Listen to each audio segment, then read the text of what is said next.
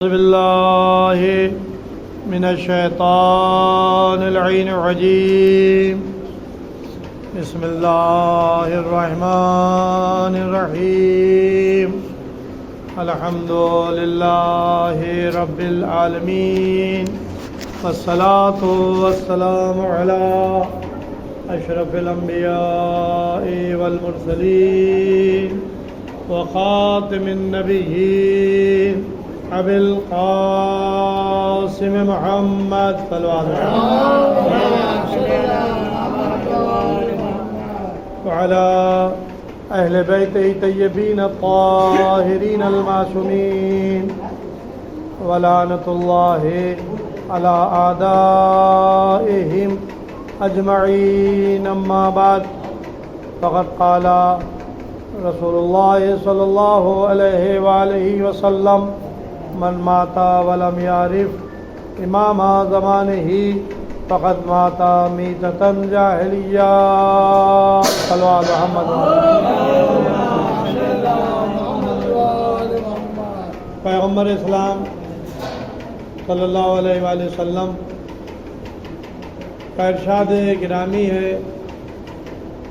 کہ من مات ولم یعرف امام زمانہ، جو شخص مر جائے بغیر معرفت کے اپنے زمانے کے امام کی، فقد ماتا میتتن جاہلیہ، بس وہ جاہلیت کی موت مرتا ہے. پیغمبر صلی اللہ علیہ وآلہ وسلم کا کلام یہ قرآن کے بعد سب سے عظیم کلام ہے. سب سے پہلا درجہ جس کلام کو حاصل ہے وہ ہے قرآن کریم، کلام اللہ، اللہ کا کلام، اور جو پیغمبر کی نبوت کا زندہ معجزہ ہے. نہ کل کوئی اس کا جواب آ سکا، اور نہ آج کوئی جواب آ سکا ہے، اور نہ قیامت تک اس کا جواب آ سکتا ہے. یہ ہے کلام الہی، قرآن مجید. قرآن مجید کے بعد ہے کلام رسول، اور کلام رسول کے بعد ہے کلام معصومین علیہم السلام. یہ بھی بے مثل اور بے نظیر ہے کلام. اس کا بھی جواب ممکن نہیں ہے فصاحت اور بلاغت کے اعتبار سے، اور ان کی زبان پر جو کلام آتا ہے یا تو وہ قول الہی ہوتا ہے یا قول رسول ہوتا ہے. قال اللہ تعالی، قال رسول اللہ. جب آپ نے ابو حنیفہ کو تلقین کی اور سمجھایا تو کہ اس کا کلام اکثر قیاس پر مبنی ہوتا تھا. قیاس یہ کہ ہم یہ کہہ رہے ہیں تو ہم یہ کہہ رہے ہیں، اس کی دلیل کیا ہے؟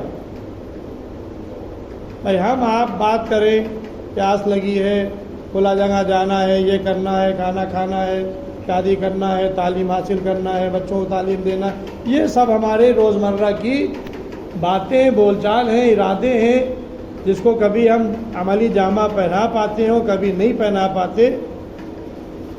یہ ہمارے آپ کے خیالات ہوتے ہیں. لیکن جب کوئی جامع کلام ہوتا ہے تو جامع کلام میں کوئی قیاس آرائی یہ جائز نہیں ہے. شریعت کی کوئی بات اگر کہنا ہے، آپ ہم سے کوئی مسئلہ دریافت کریں، شرعی مسئلہ، تو ہمارا فریضہ یہ ہے کہ اگر ہم جانتے ہیں تو آپ کو جواب دیں، اگر نہیں جانتے ہیں تو خاموش ہو جائیں، ہمیں نہیں معلوم ہے، پوچھ کر بتائیں گے، یا کسی اور سے آپ دریافت کر لیجئے. یہ ہے ایک عالم کی شان. لیکن ہم اپنے قیاس سے کچھ کہنے لگیں، یہ شریعت میں جائز نہیں ہے. ابو حنیفہ، جن کے لیے مشہور ہے کہ انہوں نے تقریباً 2 سال امام جعفر صادق علیہ السلام کی شاگردی میں گزارے. شاگردی میں گزارے اور خود فخریہ کہا کرتے تھے اگر یہ نعمان ان کی خدمت میں حاضر نہ ہوتا تو ہلاک ہو جاتا۔ بھائی یہ اہل بیت کا در ہی وہ ہے جو ان کے در سے وابستہ نہیں ہوگا وہ ہلاکی ہی ہو جائے گا۔ اس سے پہلے کے بھی لوگ یہی کہہ چکے ہیں کہ در علی پر کہ لولا کا علی اللہ ہلاکا، اگر علی نہ ہوتے تو میں ہلاک ہو جاتا۔ تو ظاہر ہے کہ مولا علی یہ مختلف مواقع پر مدد کرتے تھے، مشکلوں کو حل کرتے تھے، مشکلوں کو آسان کرتے تھے۔ تو جس طرح سے مولا علی اپنے دور میں مشکل کشا تھے، ایسے ہی دوسرے ائمہ اپنے دور میں مشکل کشا ہیں، مسائل کو حل کرنے والے ہیں۔ لہذا یہ نعمان ابن ثابت ابو حنیفہ اور حکومت نے ان کو امام اعظم کا لقب دیا۔ بہت بڑے امام اعظم ہیں کون؟ چھٹے امام کے شاگردوں میں سے، لیکن حکومت کیا کہہ رہی؟ امام اعظم۔ تو اب چاہے جس کو حکومت بڑھا دے اور چاہے جس کو گھٹا دے، جس کو چاہے بڑھا دے جس کو چاہے گھٹا دے، یہ حکومتوں کے کام ہوتے ہیں۔ اقدار صلوات۔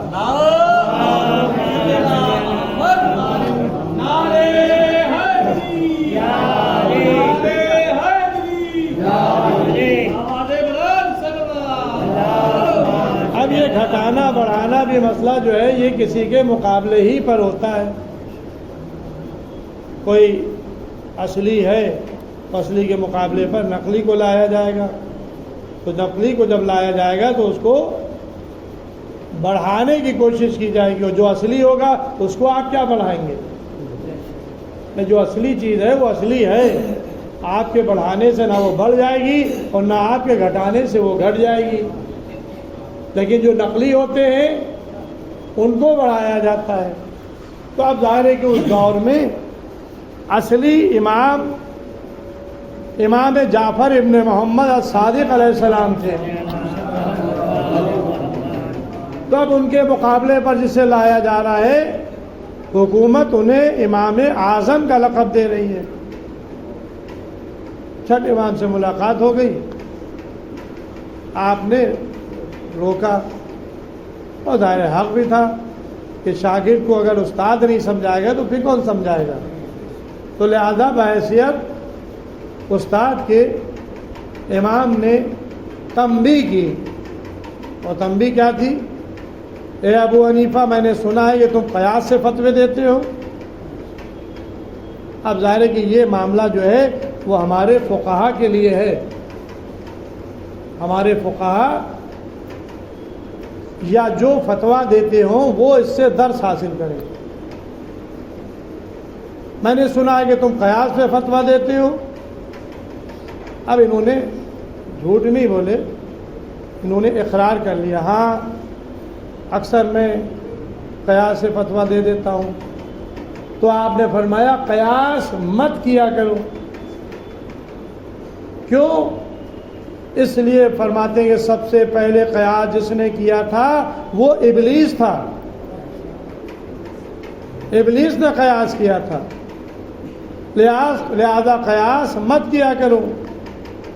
ابلیس نے کیا قیاس کیا تھا کہ جب آدم کے سامنے سجدے کا حکم اللہ نے دیا تو ابلیس اکڑ گیا، آدم کو سجدہ نہیں کیا، اور جب پوچھا تو کہا کیا کہ تو نے اسے مٹی سے پیدا کیا ہے اور مجھے آگ سے پیدا کیا ہے، آگ مٹی سے افضل ہے۔ بھائی تم سے کس نے کہا؟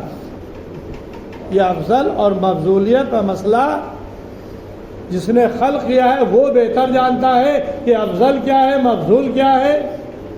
تو ابو حنیفہ یہ ابلیس قیاس کر رہا تھا جناب آدم کے سلسلے میں کہ آدم کو مٹی سے پیدا کیا، مجھے آگ سے پیدا کیا، آگ مٹی سے افضل ہے۔ اب میں ادنا سا طالب علم ایک مثال دینا چاہتا ہوں ابلیس کے اس قیاس پر کہ مٹی سے آگ افضل ہے. میں کہتا ہوں ایک گیہوں کا دانہ لے لو اور ذرا آگ میں ڈال کے دیکھو نتیجہ کیا ہوگا. ادھر آگ میں دانا گیہوں کا ڈالا, ادھر جل کر کے بھن جائے گا, بالکل جل جائے گا, راکھ ہو جائے گا, کوئی فائدہ نہیں دانا پہنچائے گا. یہ ہے رزلٹ آگ کا. آگ جب گیہوں کے دانے کو اپنے دامن کی میں اپنے لپیٹ میں لے گی تو وہ جھلس جائے گا, جل جائے گا, اس سے کوئی فائدہ حاصل نہیں ہوگا. لیکن یہی گیہوں کا دانہ نرم زمین پر دبا دے, پھر اس کا رزلٹ دیکھیں. ایک دانہ آپ دبائیں گے, اللہ اپنی قدرت سے اس دانے کو رویدہ کرے گا, اخوا پھوٹے گا, اخوا بڑا ہوگا, زمین کے سینے کو چیر کر کے باہر نکلے گا, بڑا ہو کر کے اپنے اندر بالیاں لائے گا. ایک دانے سے 100 دانے پیدا ہو جائیں گے. یہ ہے مٹی کی تاثیر کہ ایک دانہ مٹی میں ڈالیے تو 100 دانے حاصل کر لیجئے. وہ ہے آگ کا نتیجہ کہ ایک دانہ ڈالیے تو وہ جل کر جھلس جائے. صلوات محمد و آل محمد. اب آپ دیکھیں کہ کہاں مٹی آگ افضل ہے مٹی سے. یہ تو میں نے ایک مثال آپ کو دے دی, لیکن جو لوگ صاحب علم ہیں اور مٹی اور آگ کا تقابل کرے تو وہ آگ کے نقصانات بھی سامنے لے آئیں گے اور مٹی کے فوائد بھی سامنے لے آئیں گے. مجھے ان تفصیلات میں نہیں جانا ہے. بہرحال امام نے فرمایا یہ ابلیس کا قیاس تھا, لہذا قیاس مت کیا کرو. اب اس کے بعد امام کیا فرماتے ہیں, جب قیامت کا دن ہوگا تم سے سوال کیا جائے گا کہ یہ بات تم نے کہاں سے کہی, تمہارے پاس سورس کیا تھا, تمہارے پاس دلیل کیا تھی, تو تم کیا جواب دو گے. اور امام فرماتے ہیں کہ جب ہم سے اللہ سوال کرے گا کہ یہ بات تم نے کہاں سے کہی تو ہم جواب دیں گے قال اللہ تعالی, اللہ نے ارشاد فرمایا, قال رسول اللہ, رسول اللہ نے ارشاد فرمایا. یعنی ہمارا امام وہ ہے جو یہ کہتا ہوا نظر آتا ہے کہ ہماری زبان پر یا اللہ کا کلام آتا ہے یا اس کے رسول کا کلام آتا ہے. صلوات محمد و آل محمد.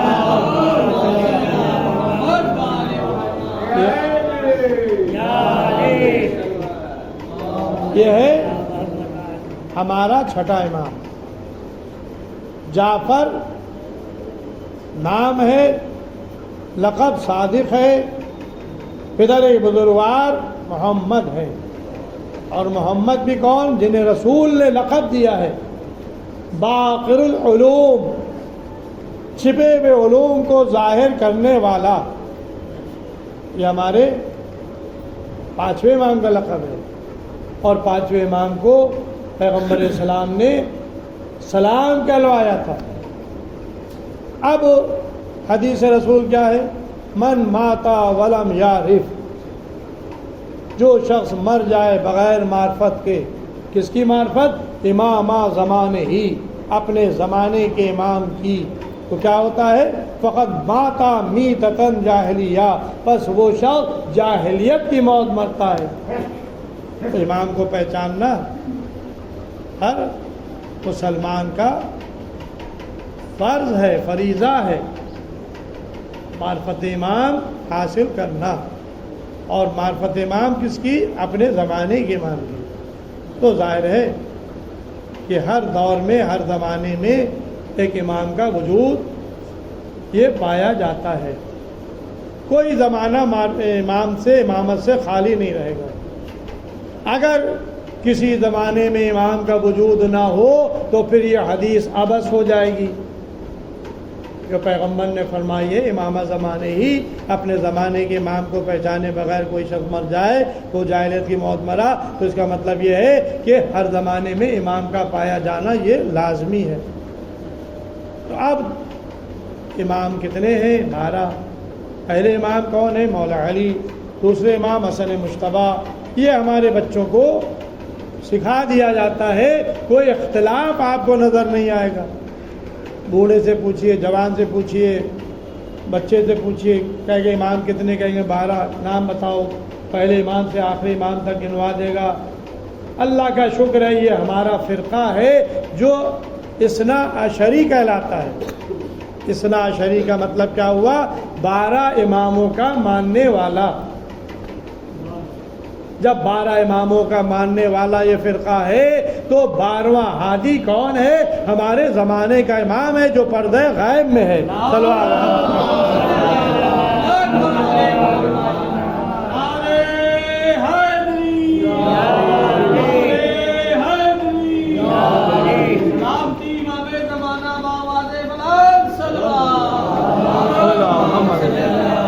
تو یہ 12 امام ہیں۔ اپنے دور کا ہادی ہے ہمارے زمانے کا امام۔ ظاہر ہے کہ معرفت امام قرآن کے ذریعے سے ہوگی، معرفت امام حدیث کے ذریعے سے ہوگی، معرفت امام امام کی سیرت کے ذریعے سے ہوگی۔ بس اس سے زیادہ مجھے عرض نہیں کرنا ہے۔ ہمارے انور بھائی نے 20 منٹ کا ٹائم دیا تھا، شاید ان کو کہیں جانا ہوگا اسی لیے وہ چلے گئے۔ تو بہرحال ہم گھڑی دیکھ کے مجلس پڑھتے نہیں ہیں، کبھی 20 منٹ بھی ہوتے ہیں، کبھی آدھا گھنٹہ بھی ہو جاتا ہے، کبھی اس سے بھی زیادہ ہو جاتا ہے۔ بہرحال یہ ذکر آل محمد ہے، جتنا ذکر کریں گے اتنا ثواب ملے گا۔ ہمیں ذکر کرنے کا ثواب ملے گا اور آپ کو ذکر سننے کا ثواب ملے گا، اور جس کے اصال ثواب کے لیے یہ ذکر ہو رہا ہے اس کی ارواح کو اس کا ثواب ملے گا۔ صلو علی محمد یعنی اللہ کی بارگاہ میں کوئی کمی نہیں ہے، ہر ایک کو اس کے اعتبار سے ثواب عطا کرتا ہے۔ جو زندہ ہیں ان کو بھی ثواب، جو دنیا میں نہیں ہے ان کو بھی ثواب، ہر ایک کو ثواب ملتا ہے۔ اب ظاہر ہے کہ ثواب، یہ ثواب ہم لوگ کہتے ہیں ایصال ثواب۔ ثواب کے معنی ہیں تقریباً جو میں سمجھتا ہوں وہ کسی فائدہ پہنچانے کے ہیں، فائدہ پہنچے۔ ظاہر ہے کہ ہر آدمی اسی للک میں ہوتا ہے کہ ہمیں فائدہ ہو جائے، بزنس کرے گا فائدہ ہو جائے، خسارے سے ہر ایک بچنا چاہتا ہے۔ تو ثواب کے معنی میں جو بتا رہا ہوں آپ کو ڈکشنری سے نہیں بتا رہا ہوں، اپنی عقل سے بتا رہا ہوں۔ فائدہ، اب ثواب جو معین کیے گئے ہیں حدیثوں میں وہ الگ ہے، ایک پوری فہرست ہے۔ علامہ شیخ صدوق علیہ رحمہ نے کتاب لکھی ہے ثواب الاعمال عقاب الاعمال، ایک پوری کتاب ہے اچھی خاصی ضخیم، اس میں اعمال کے ثواب کا بھی ذکر ہے اور اعمال کے اچھے اعمال کے ثواب کا ذکر ہے اور برے اعمال کے عقاب سزا کا ذکر ہے۔ لہذا اس تفصیلات میں نہیں جانا چاہتا، بس اتنا عرض کر رہا ہوں کہ ثواب کے معنی فائدہ، دنیا میں بھی فائدہ ہو اور آخرت میں بھی فائدہ ہو۔ قرآن نے قسم کھا کر کہا والعصر، عصر کی قسم، ان الانسان لفی خسر، انسان خسارے میں ہے، انسان گھاٹے میں ہے۔ فائدے میں کون ہے؟ الا الذین آمنوا وعملوا الصالحات، جو لوگ ایمان لائے ہیں اور عمل صالح بجا لاتے ہیں، وتواصوا بالحق وتواصوا بالصبر، اور حق اور صبر کی وصیت کرتے رہتے ہیں، یہ خسارے سے بچے ہوئے ہیں۔ یہ دنیاوی بھی فائدہ ہے ان کو اور آخرت کا بھی فائدہ ہے۔ بس عزیزوں، قرآن نے قسم کھا کر اللہ نے کہا ہے قرآن میں کہ عصر کی قسم، انسان گھاٹے میں ہے، لیکن صاحبان ایمان اور عمل صالح بجا لانے والے یہ کامیاب ہیں۔ یہ دنیا میں انسان آیا ہے تو کیوں آیا ہے؟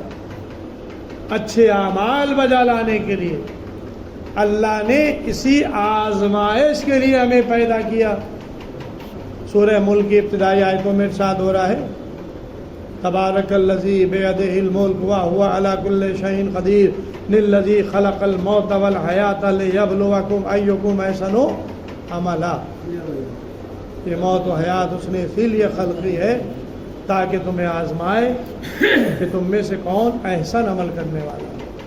بس عزیزوں، احسن عمل کرنے والے نمونے عمل ہمارے سامنے ہمارے ائمہ ہیں، جنہوں نے بہترین عمل صالح کر کے بتایا۔ کربلا کے میدان میں حسین کا عمل دشمن کو سیراب کرتے ہوئے نظر آ رہے ہیں۔ حر کا لشکر کیوں آیا ہے؟ راستہ روکنے کے لیے آیا ہے، لیکن حسین نے یہ نہیں دیکھا کہ یہ یزیدی لشکر ہے۔ حسین نے یہ نہیں دیکھا کہ یہ یزیدی لشکر کے سپاہی ہیں۔ حسین نے یہ دیکھا یہ انسان ہیں، اللہ کے بندے ہیں، پیاسے ہیں، پیاس سے ہلاک ہوا چاہتے ہیں۔ آواز دی بھیا عباس، بیٹا علی اکبر، ان کو سیراب کر دو۔ حر کے لشکر کو سیراب کیا، جانوروں کو سیراب کیا۔ یہ حسین کا ایک احسان تھا جس کو حر بھلا نہیں سکا۔ شب عاشور خیام حسینی سے اعلیٰ تک کی صدائیں بلند ہو رہی تھیں۔ غلام آ کر کہتا ہے آقا دسترخوان بچھا ہوا ہے، کھانا لگا ہوا ہے، چلیں کھانا نوش فرما لیں۔ اور خاموش۔ پھر غلام نے آ کر کہا اور خاموش۔ تیسری مرتبہ جب حر کا غلام آیا تو ایک مرتبہ غلام کا ہاتھ پکڑا، میدان کی طرف لے کر چلے۔ یہ ذرا آوازیں سن رہے ہو کاہے کی ہے؟ حسین کے خیموں سے چھوٹے چھوٹے بچوں کی رونے کی آوازیں آ رہی ہیں۔ ان کی زبان پر ہے الا تش الا تش، آئے پیاس آئے پیاس۔ عزیزوں، یہ شب عاشور کا منظر تھا جہاں حسین کے چھوٹے چھوٹے بچے پیاس سے تڑپ رہے تھے۔ تو ذرا غور کریں پھر روز عاشورہ کیا عالم ہوگا۔ بس میں 2-3 اشارے کر رہا ہوں اور مجلس تمام ہے۔ جب علی اکبر میدان میں جنگ کرتے کرتے واپس آئے تو آ کر کیا کہا؟ بابا لوہے کی گرانی مارے ڈالتی ہے، پیاس کی شدت مارے ڈالتی ہے، بابا تھوڑا سا پانی مل جاتا۔ جوان بیٹا باپ سے پانی کا سوال کر رہا ہے، میدان سے آیا ہے، زخم کھائے ہوئے آیا ہے۔ حسین کیا جواب دے؟ کہاں سے پانی لائیں؟ بیٹا ذرا اپنی زبان میرے دہن میں دے دو۔ علی اکبر نے باپ کے دہن میں اپنی زبان دی، فوراً کھینچ لی، کہا کہ بابا آپ کی زبان تو ہم سے زیادہ خشک ہے، بیٹا جاؤ اب تمہارے جد حوض کوثر سے سیراب کریں گے۔ علی اکبر کو لشکر میدان کی طرف پھر بھیج دیا۔ ایک اور بچہ تھا جو حل من ناصر ینصرنا کی آواز پر اپنے کو گرا دیتا ہے۔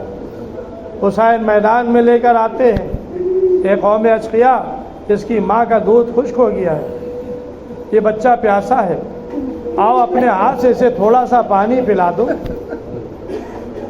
لیکن قوم اشقیا نے کیا تھوڑا سا پانی علی اصغر کو پلایا؟ نہیں، پانی کے بدلے تیر ہرملا چلا، بچہ باپ کے ہاتھوں پر ذبح ہو گیا۔ مجلس تمام ہو گئی۔ حسین ننھی سی میت کو لے کر در خیمہ پر آئے، ماں کو آخری دیدار کرایا، پشتے خیمہ پر آئے، ذوالفقار سے ننھی سی قبر کھودی، بچے کو سپرد لحد کیا، بچے کو سپرد خاک کر چکے، مستحب ہے کہ قبر پر پانی چھڑکا جائے۔ حسین پانی کہاں سے لاتے؟ حسین نے اپنا رخسار قبر علی اصغر پہ رکھ دیا، اتنا روئے کہ قبر علی اصغر آنسوؤں سے تر ہو گئی۔ ننھی سی قبر کھود کے اصغر کو گاڑ کے شبیر اٹھ کھڑے ہوئے، دامن کو جھاڑ کے انا للہ و انا الیہ راجعون، رضا بقضائہ و تسلیما لامرہ۔ پروردگار اس مختصر سی عبادت کو قبول فرما، حاضرین مجلس کی دلی مقاصد کو پورا فرما، بانیان مجلس کے مرحومہ کو اس مجلس کا ثواب، اجر و ثواب ملے، حق مولا محمد کے ہمارے زمانے کے امام کے ظہور میں تعجیل فرما، ہم لوگ کا شمار امام کے ناصر مددگاروں میں فرما۔ ان اللہ و ملائکتہ یصلون علی النبی یا ایھا الذین آمنوا